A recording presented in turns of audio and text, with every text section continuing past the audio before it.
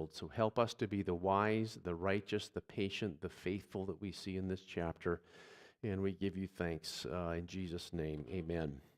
So today we're looking at Daniel 11. Daniel 10 through 12 forms one package, one final vision. Last week we saw Daniel 10, where Daniel prepares for the vision. A whole chapter on Daniel shaking in his boots, knowing that he's going to hear God's word. And we asked ourselves, do we have that reverence for the Bible? When I open my Bible, do I prepare myself? When I come to church on Sunday morning, do I prepare myself? I am going to meet with God. Or am I flippant about meeting with God? And Daniel chapter 10 tells us that we should prepare to meet our God. Chapter 11, kings rise and kings fall. That's the theme of Daniel. Kingdoms rise, kingdoms fall, but God's kingdom is rising and will never end. So today we're going to see 10 kings battling with each other. All of them get wiped out by each other. And that's the theme of the book of Daniel. And then chapter 12, God's people rise finally in eternal splendor. This is intertestamental history. This is the 400 silent years. They're not very silent. There's lots of clashing and clanking of swords and horses, as we're going to see. Most of the events that we're going to look at in today happen that cover a 260-year period, which is before the New Testament and after the New Testament, from around 323 when Alexander the Great dies to 164 when Antiochus Epiphanes dies. So that's that brief period. And then we jump at least 2,000 years ahead to the final resurrection. That's what prophecy does, and we just have to live with it. And there's a lot of gaps in it, but that's what prophecy does as we go through them. And we're going to see here the kings of the north and the kings of the south. And we're going to see these two groups battling against each other.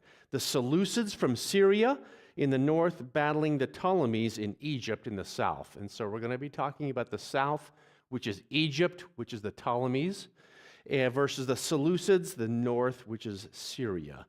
These were the generals of Alexander the Great, and so we're going to see these guys go back and forth 10 times, wiping each other out. At the end, everybody's dead, except for the people of God. And that's the story. So the storyline of Daniel chapter 11 is really simple. The kings of the north fight against the kings of the south. The early battles we'll see in the first 20 verses, the south wins. Then the north wins in the later battles. But in the end, everyone's defeated. Everyone's lying on the battlefield. But in chapter 12, the righteous followers of the Lord are the only ones who are left alive at the very, very end. So we're going to see this, that the north is going to march out to attack the south. South marches up to attack the north. 10 or so battles. Alliances are attempted between the north and the south. And all of this you can read in the apocryphal books like the Maccabees books or other books of ancient history. Alliances are attempted between them. They betray each other, broken alliances. Each king gives a daughter to try to marry into the other kingdom, and all those marriages backfire. They don't work. Both north and the south, they pillage each other, they loot each other, they manipulate each other, they flatter each other. Good politicians, right? Some battles are successful, some battles are not successful. But at the end of the chapter, we're going to start seeing the focus to Palestine, to God's people, God's covenant people. So it's not just Syria and Egypt battling. Things close in on God's people. Sometimes God's people fight. Sometimes, I hate to tell you this, but God's own people compromise. They side with the government, and that government backfires on them and manipulates them. We'll see this is a very action-packed chapter. The lessons are very important. Be among the wise, the righteous, who persevere to the end, even if you have to become a martyr in the process. That's what we're going to get out of Daniel chapter 11. Be wise, be righteous, persevere to the end, and just keep going. So the theme of Daniel comes out so clearly. Kingdoms rise, kingdoms falls, but God's kingdom rises and will remain. Therefore, be patient. Persevere when you don't understand. We're going to see in chapter 12, Daniel wanted more information than the angel was going to give him about the future. And the Lord said, you know enough. And if Daniel didn't know everything about eschatology, probably we don't as well. We need to have a theological contentment. We know this much, not the whole picture. Good lesson that we're going to learn in chapter 12. So as we read Daniel 11, look for this. Kingdoms rise, kingdoms fall, and it's all over the place. We'll see this 10 times. And the repetition is the point of the chapter. It's a long chapter. We're going to go through it. We're going to go through it very fast. You will be disappointed that I'm not going to explain who every single king is. The ESV Study Bible has great notes on this. When it talks about this and that king, it mentions who it is, when he lived, and what country he was from. Very, very interesting on that. Great. Let's go to the Middle East. Let's start reading this then. Alan, you want to read chapter 11, verse 1. As we read this, this is the year 536. Israel is back in the land, back in the promised land, after the Persian king Cyrus decreed 3 years earlier that they could go back. Great news, we're back in the land. Well, the eternal kingdom is not going to come right away. Between the return of Israel and the eternal kingdom, a lot of problems are going to happen. But just go ahead and read that one verse for us.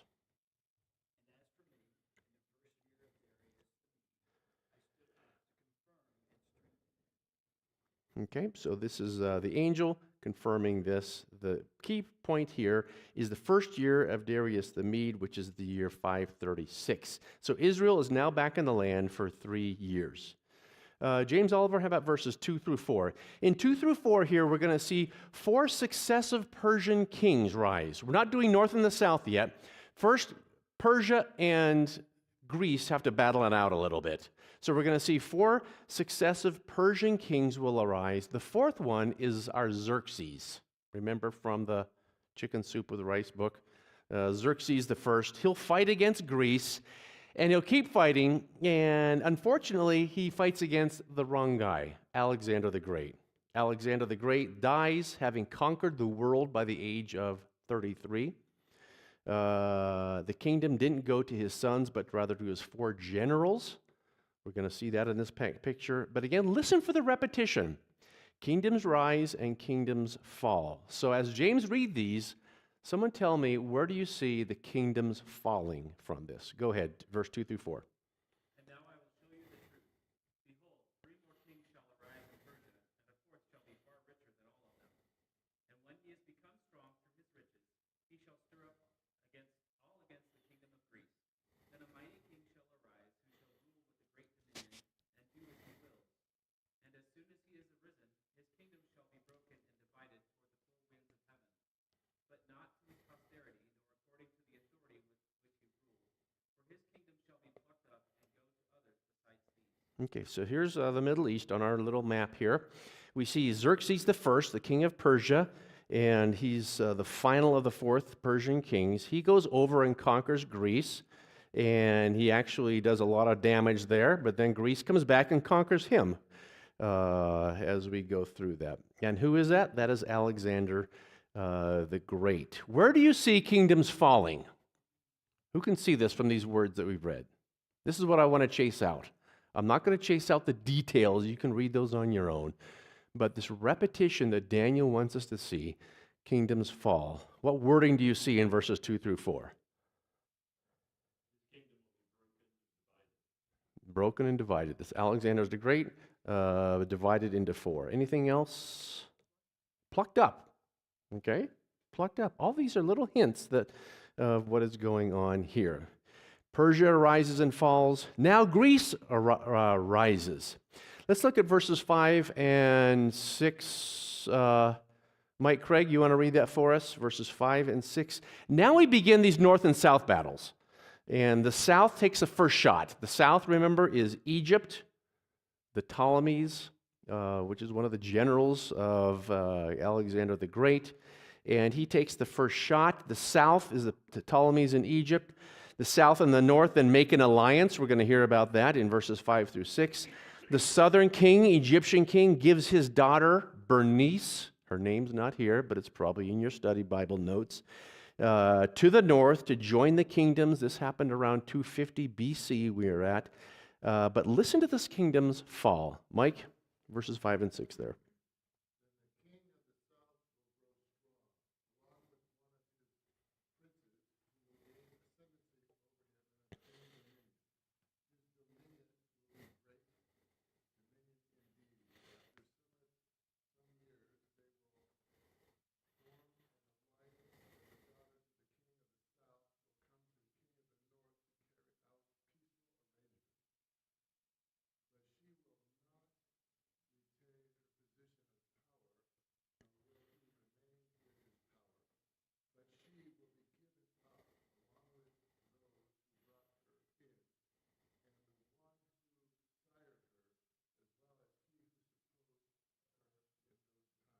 It's like, who is all the he's, she's, and these things? But, okay, but big picture, where are kingdoms falling here? I see a couple of things. What's the wording in these texts that kingdoms fall? Gain ascendancy over? She shall not retain the strength of her arm. Her arm becomes weak,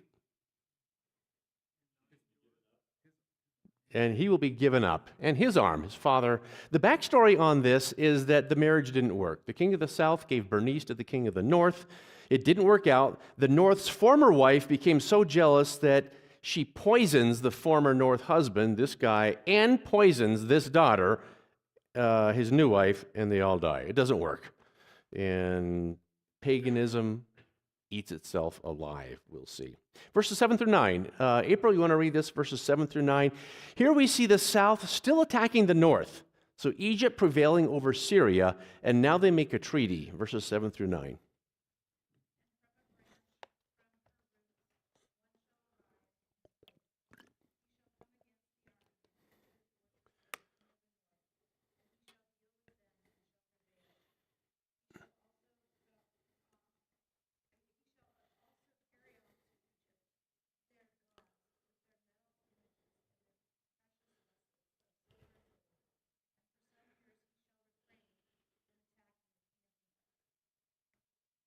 And verse 9.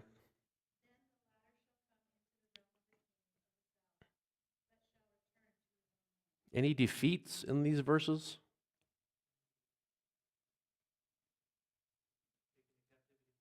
What are they taken into captivity?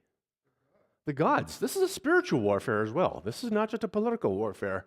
This is a spiritual warfare. And so we see the Ptolemies in the north and the Seleucids in the south, the Seleucids in the north, once again, battling it out with each other. Where were we here? Now verses 10 through 13. Clover, you want to read 10 through 13? Now this is scene 4. The king of the north now takes the lead. The south had some early victories. Now Syria in the north, the Seleucids, the family of Seleucids takes the lead.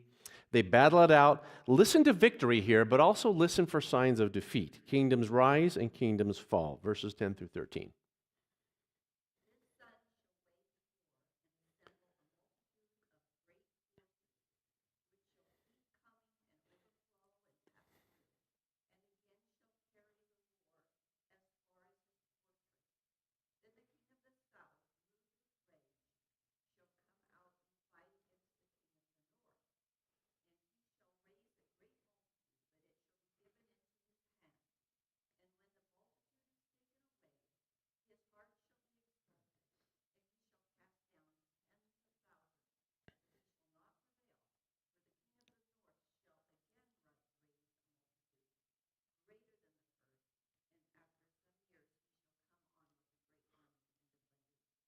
Okay, so remember, these have historical roots. We're not talking about Russia in the north versus Venezuela in the south and the future battles. These are historic battles that took place during the intertestamental period that you can go look and research on your own. So now the north king takes the lead. The north and the south are battling it out. Where do you hear defeat here? Given into his hands. Another? Good. Tens of thousands of people fall. He shall not prevail. Now in verse 14, how about Brian Meager, 14? A third group of people emerge here in verse 14. It's not the northern guys from Syria, and it's not the southern armies from Egypt. Can you tell who it is? Verse 14. Who enters now, a third party? In those times many shall rise against the king of the south, and the violent among your own people shall lift themselves up in order to fulfill the vision, but they shall fail. A new group here?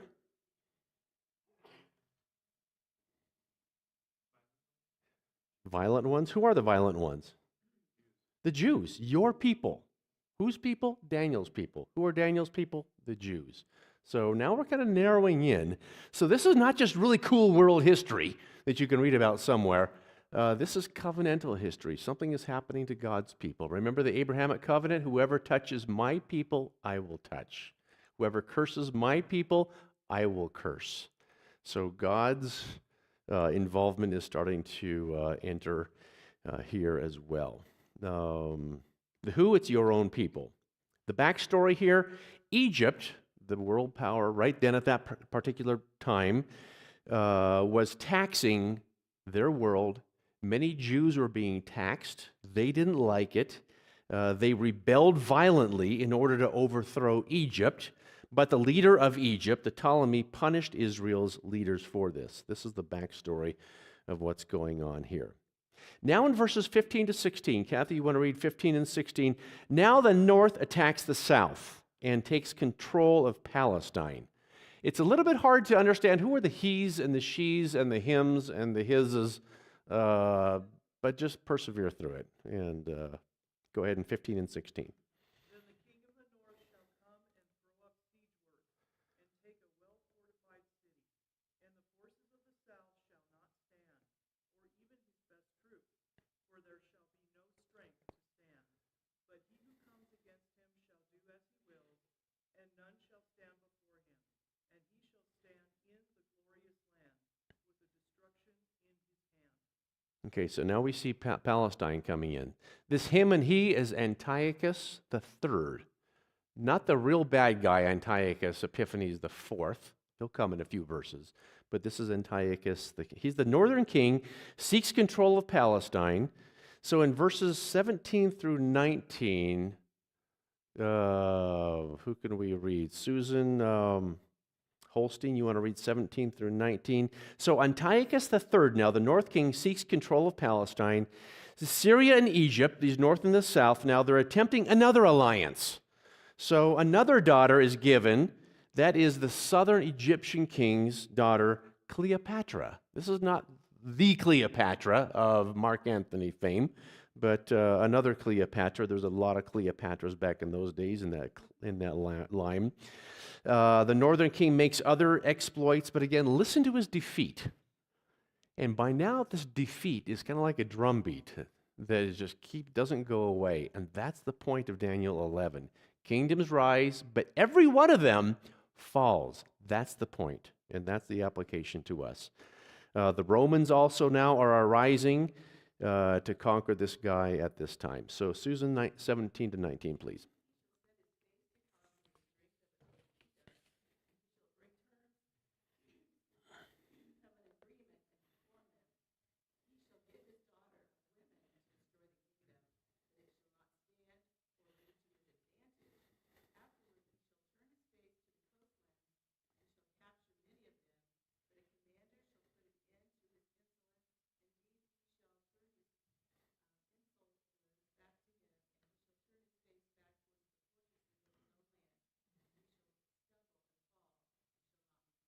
Okay, marks of falling. What are the wording of kingdoms fall again? I see a number here. What do you see here? Stumble and fall. Good. Put to an end. How about the last line there? Shall not be found. Isn't that great? The enemies of the gospel, one day you'll search for them, you will not find them. Man, isn't this hopeful? Amidst all of the, who is all these people and what is all this ancient history? Get the big picture. Kingdoms rise, kingdoms fall. Let's keep going then. Ronnie, you want to read verse 20 verse 20. Here then, the northern king sends a tax collector to collect taxes for the glory of the rising Roman kingdom. Rome is not an empire yet. That'll happen later on, but it's rising. And listen to this tax collector or this northern king's defeat. Read number 20 there, please.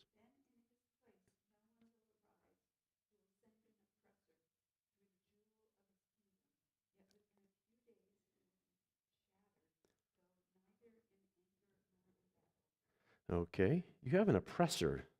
Is that right? You will send a, interesting translation there, exactor of tribute, tax collector. He's sending him around.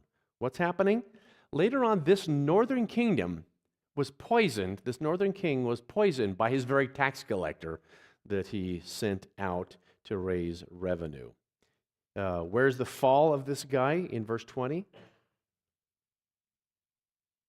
He shall be broken, he shall be shattered. Now in verses 21 through 24, Nick, you want to read that? 21 through 24, now we get to the bad guy. Antiochus the fourth, he called himself Epiphanes, the very vision of God. King of the north, king of Syria. He is the little horn of chapter 8. He bought the people's affection by flattering them. And good politician, if you can't do anything else, buy their allegiance.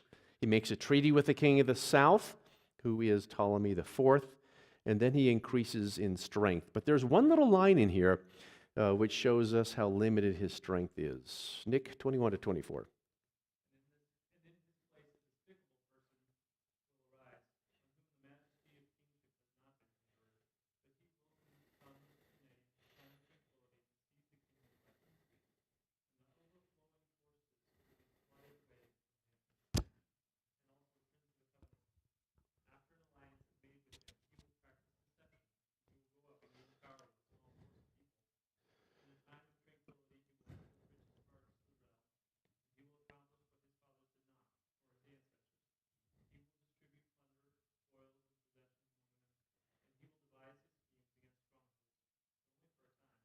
Okay.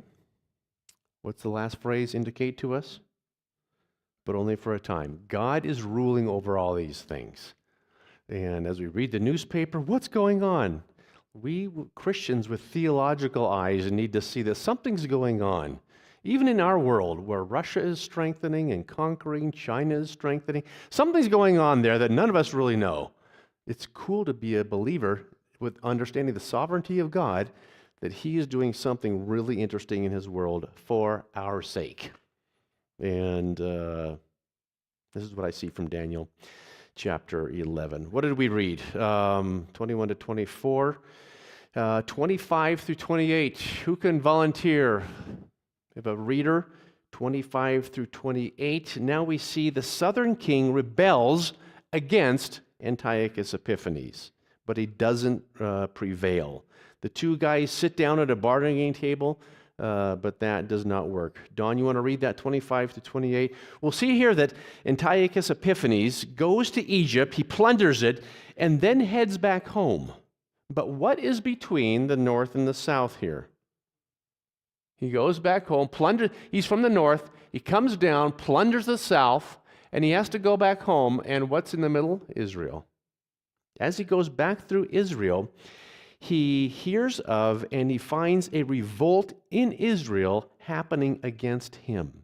He kills 80,000 Jews, which leads to the famous Maccabean revolt in the 170s through 160s. So listen to Antiochus' strength and his zeroing in on Palestine. And then there's one little phrase here talking about the fall of a kingdom here. Who's our reader? Don, 25 to 28.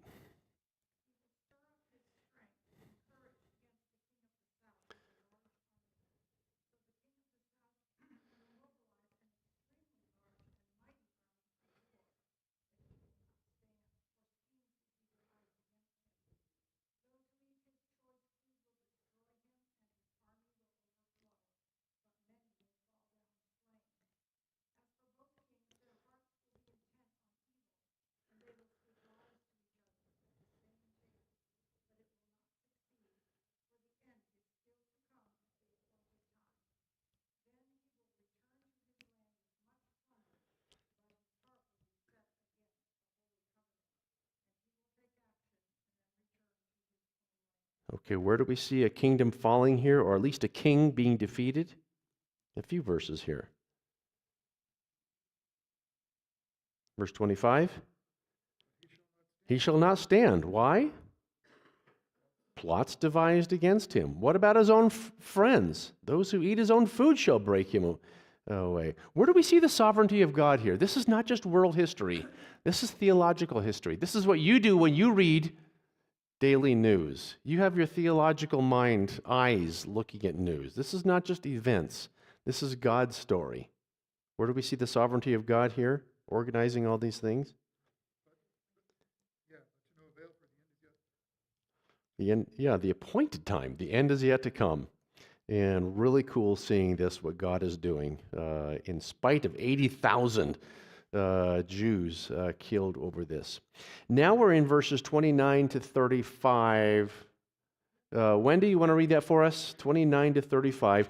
Listen now to the outright battle for the soul of Israel. Now we're in Palestine. We're not just up in Syria or Egypt. We've come right to the promised land, the land of Canaan. Antiochus Epiphanes is attacking God's people. This is ugly. This is sad. Listen for their suffering. Listen for Israel's courage. And I hate to tell you this, but listen for the compromise that some Jews will make, siding with the government to get government's favor for their own means, backfires on these people, as it always has throughout church history. So note also that this is not just a political war. This is a religious war with gods versus the true God. And at the end, this king falls. Yay! Wendy, 29 through 35 there.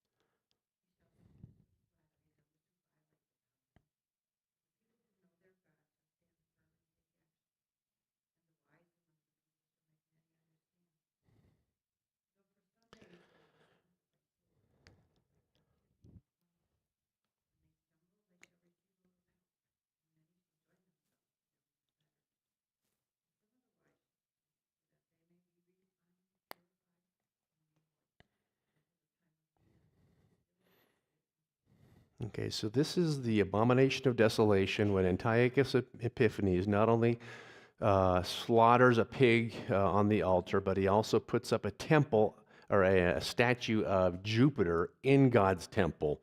And later on, Jesus refers to this in Matthew chapter 24.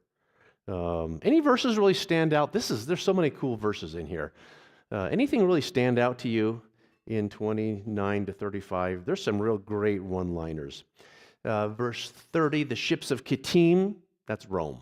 Rome is rising in power here.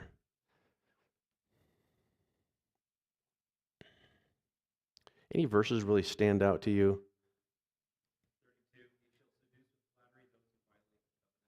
Yeah. Some of the Jews violated the covenant, siding with the flatteries of the politicians. We're always careful when politicians flatter us. Sometimes we love them. Sometimes they're doing good things. Always got to be careful. They fell into this trap, warning us as well. They violated their own covenant. But, keep reading there, the rest of this verse. This is really cool. And the wise among the people shall make many understand, though for some days they shall stumble by sword and flame, by captivity and plunder. The wise among the people shall make many understand. That's what we do. Make many understand. Teach people. What about the end of 32? Read that, James. I think I interrupted you before you. People who know their God shall stand firm and take action. That is underlinable, isn't it? The people who know their God shall stand firm and take action. People who know their God, the people who see that God is doing something here. It's not just Antiochus Epiphanes. It's not just this or that person. God is somehow involved even in our own trampling. Those who know their God. I love that verse. Anything else? When they stumble, they shall receive a little help. Also underline. Yeah, that's good. There was a group, you can read about this in the first or second Maccabees, and who wanted to help Israel by aligning with some political faction, and they did give them some help. But verse 35, some of the wise shall stumble, that is, they shall be conquered, so that they may be refined, purified, and made white until the time of the end, for it still awaits the appointed time. Our sufferings, what do they do for us? We all know they purify us, they make us wise, they make us white, they refine us. None of us like it. We all hate it. We all hate suffering, but we all know that those are the times that we grow. Isn't that right? Yes.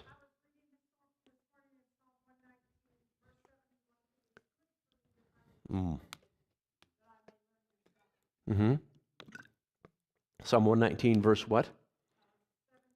It was good that I was afflicted. Did I like being afflicted? No.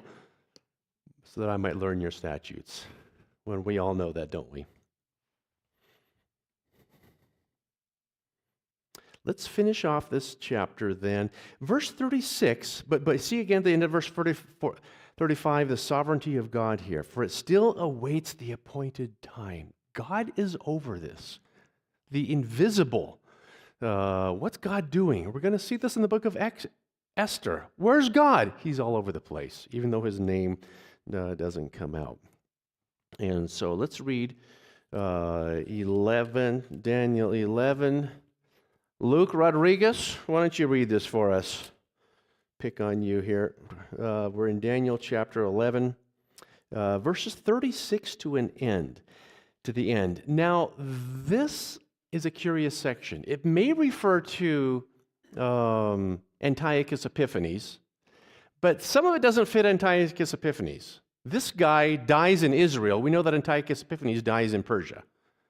Some things don't fit, and so some interpreters see that now he's referring to the future Antichrist, still future to us. The man of sin, the man of lawlessness. There's a lot of connection.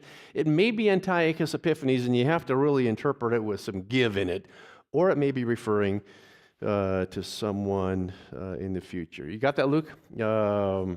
Verse 36 here. But again, note the fall. Kingdoms rise, kingdoms fall. Whoever this guy is, whether Antiochus Epiphanes, who ended his life in 167 at the Maccabean revolt, or if it refers to the future Antichrist, note his fall. Read Daniel 11, 36 to the end of the chapter there. Then the king will do as he pleases. He will exalt and magnify himself above every god, and will speak abominable things against the God of gods. And he will succeed until the indignation is finished, for that which is decreed will be done. He will show no regard for the gods of his fathers, or for the desire of women, nor will he show regard for any other god, for he will magnify himself above them. But instead he will honor and respect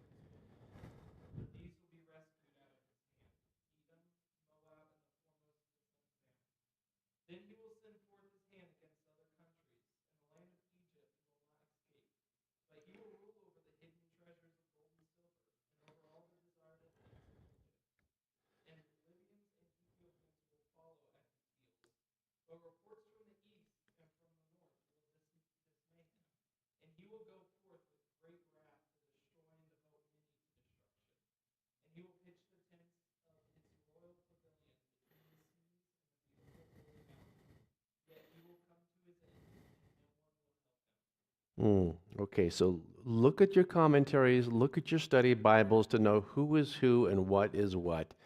In this brief study, this survey, let's get the big picture. Kingdoms rise and kingdoms fall. Where do we see kingdoms falling here? At the very end. Okay? Egypt, Cushites, Ethiopians. He shall come to his end, the last verse, with no one to help him. Now you are living in the time of Jesus.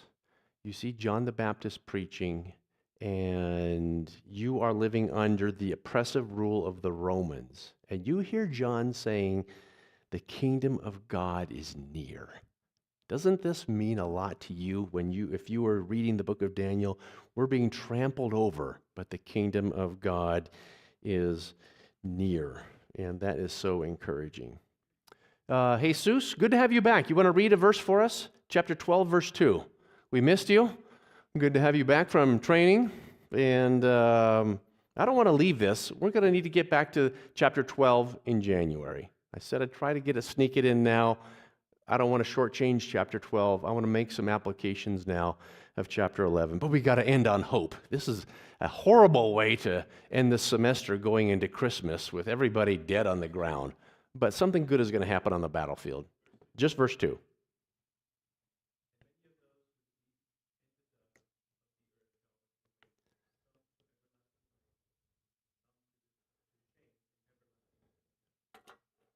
Verse 3 as well.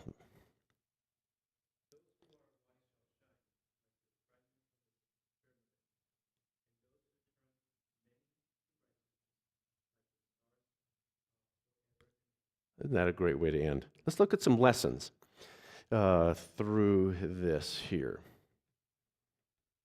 Lessons from Daniel 12, Daniel 11. Be among the wise and the righteous who persevere to the end, even if you have to become a martyr in the process. Be those wise people. Don't be the compromisers. Next, the Lord is over the timing of the world's sufferings. We Christians have to hold on to this. God is sovereign over world history. He is orchestrating it. He even allows his church to go through sufferings. Next, God's promises do not guarantee an easy life. If God made me promises, won't everything go well? Yes, in the end, we will rise and we will shine, but troubles do come and they will come. Next, paganism creates chaos. Look at all these pagan kings. They're eating each other alive. They're killing each other. War, betrayal, backsliding. Proverbs 13:15 says, the way of the transgressor is hard. Many are the woes of the wicked. Ruin and misery mark their ways, says Romans 3. Don't fall away from Christ. Paganism eats itself alive. If you're on the right path, don't get off. Another one, let's see, where are we here? Don't put your hope in temporal rulers. All these guys are rising up, flattering people, and then they die off. Or even in your nation that we love, since one day they will come to an end. But let's go back and get a little visual of our story here. So here's the north and the south, and look at all these battles. First, the south attacks the north. Then the south attacks the north again. Then the north attacks the south. Then the north attacks the south again. The south attacks the north. The north attacks the south. The south attacks the north. The north attacks the south. The north attacks the south. The south attacks the north. The north attacks the south. Just looking at this visually, what's in the middle of all this? Israel. What's happening to Israel? If you were living in Israel, you would be trampled. Looking at this visually, Israel is being trampled. But what does God call Israel here? In verse 41? The glorious land. The glorious land. More attacks. The beautiful land. And what's the lesson here? When life tramples you, God still thinks you are beautiful. God looks at world history completely different than we do. This is not just the newspaper headlines. God sees his people as beautiful. And when life tramples over you, don't just look at the trampling, look at God's perspective on this. What else do we see? Christ is over all. He's the divine warrior of Christ. We see Christ all over this. Also, unbelief massacres itself. And those who are faithful to the Lord, this is the big lesson of chapter 11. Those who are faithful to the Lord are the only ones standing at the end of the battle, even if they have to get martyred in the process. So be one of the righteous and remain faithful until the end. And that is a very brief, disappointing at the details, but I think for me, encouraging in the big picture. God is over all. In the end, we win. So if we hear the hoofbeats trampling against us, keep our eyes on the end. We will rise and we will shine in glory. Next week, we'll have no adult Sunday school class. We'll take a break through December, and we'll come back in January 4th to finish off the book of Daniel. But next week, we will have a mission prayer meeting. Is that right, Ronnie? And that'll be downstairs in the fireside room at 9:30, praying for our missionaries, and look forward to getting into that. Thanks for your patience in going through a really complex but wonderful chapter. Look forward to finishing off Daniel next week, or next year, right?